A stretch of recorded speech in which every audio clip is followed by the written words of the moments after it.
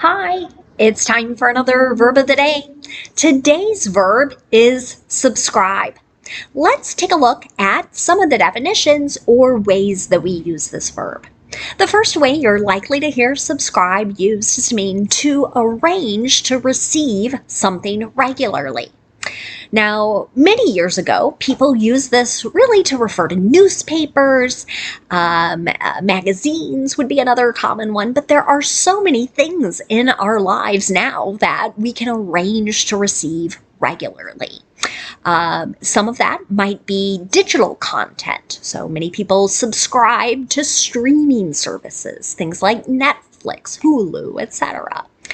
Many of you have subscribed to this video series as well. You maybe get an email letting you know when there's a new verb of the day. A second way you might hear subscribe used is to mean to express or feel agreement with a particular idea. You might hear that a particular person or group of people subscribe to a particular set of ideas or beliefs. This definition is pretty formal. It's not nearly as common as that first definition we just discussed. A third way to use the verb subscribe is to refer to the signing of a legal document or describing the signing of a legal document. So you might hear that an individual has subscribed their will, right? So they have signed it. A will would be an example of a legal document. Again, this third definition, not nearly as common, and again, used primarily in very formal situations. You should know that subscribe is a regular verb. To make the progressive form, all you need to do is drop the E and then add ing to form subscribing. The past tense and participle forms of this verb can be made by adding D, since this verb already ends in an E. Our base verb, subscribe, ends in a voiced B sound. So our past tense ending is just going to make a D sound, and we're not adding an extra syllable as we say it. It should sound like this: subscribed, subscribed. Okay. Now, I'm just going to share one quick phrasal verb, and that is to subscribe to. This very much ties back to our first definition. So you'll hear this phrase, subscribe to, meaning to receive something or obtain something on kind of a regular schedule. An example of this might be, do you subscribe to any newspapers? So what comes after to here might be the name of a publication, could be the name of a service or a company. Again, sort of noting that's the person or company providing the thing that you are obtaining. Now, let's continue practicing our verb of the day in a couple different verb tenses. Today, we're going to practice the past perfect and the present perfect progressive.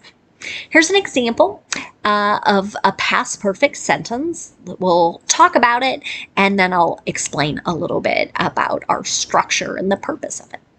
So, the sentence is, despite drops in some streaming services, the survey found 91,000 households had subscribed to Disney Plus in the last quarter. So this is a complex sentence that we have here with clauses, but if we just focus on households, 91,000 households, right? There's our subject. Then we have had, that's the past form of have. And then we have the participle form of our verb, subscribed. That's how we make the past perfect in the affirmative. And many times we're using this verb tense to note that something happened before another action or an activity in this particular case. Now, if we want to make negative past perfect sentences, our sentence structure is to begin with a subject, then use had not, or the contraction hadn't, and then the participle form of the verb. You can see that in the negative example. We hadn't subscribed to any streaming services before the start of the pandemic.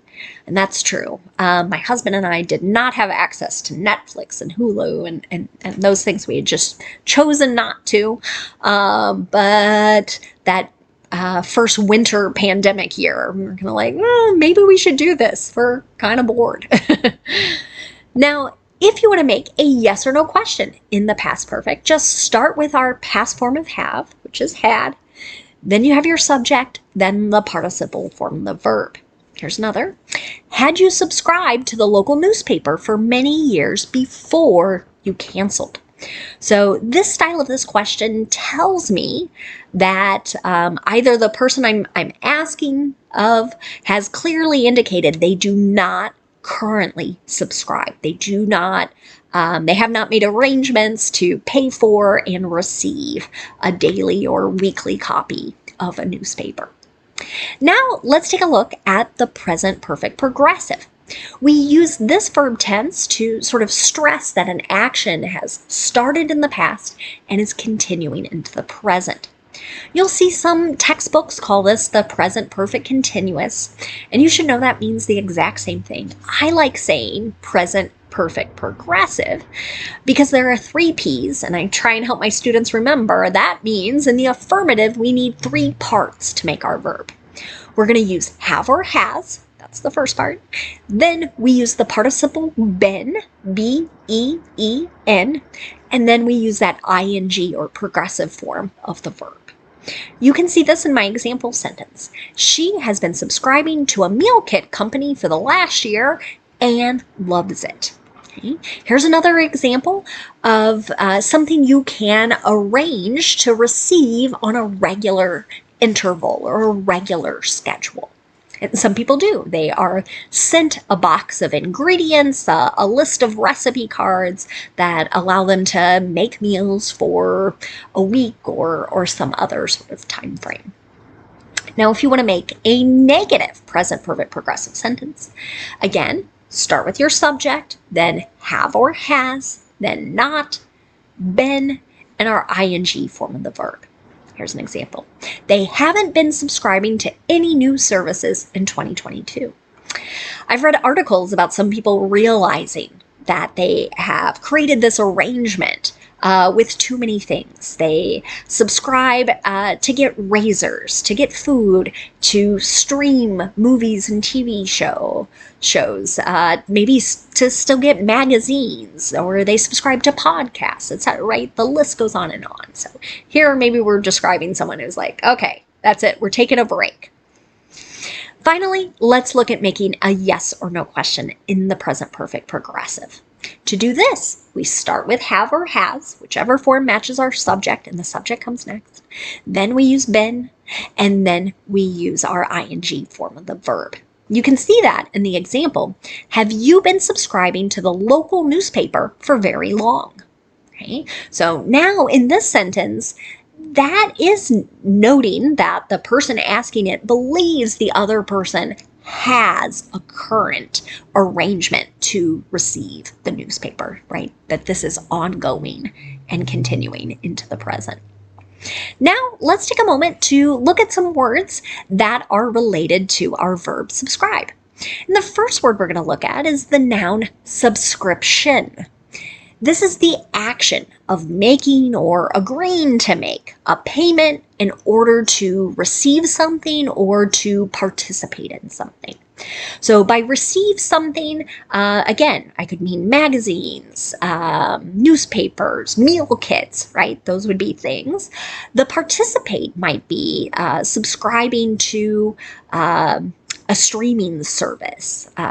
Let's see, Disney Plus, Peacock, Paramount Plus, right? There are all these different things, right? And so you're participating in that streaming platform. So an example here. Do you recommend any subscriptions? So if you have something you really like, I'd love for you to share it, make a comment about what that is. Sometimes I learn really interesting things from your comments. And the last word we'll talk about today is the noun subscriber. Hopefully that suffix er tells you this is a person who pays in order to receive, something or in order to access a particular service or publication, and generally they're agreeing to it in some sort of regular interval. Here's an example. There are over 490 subscribers to the Verb of the Day channel. And this always surprises me because I really started doing this for about 5 people about almost 2.5 years ago. And it just sort of blows my mind that strangers are watching this and building their English skills. So I am extremely grateful to all of you who have clicked that little subscribe button on YouTube. And if you haven't, here's a great opportunity to do so. Thanks so much for watching today's video. I hope you have a great day.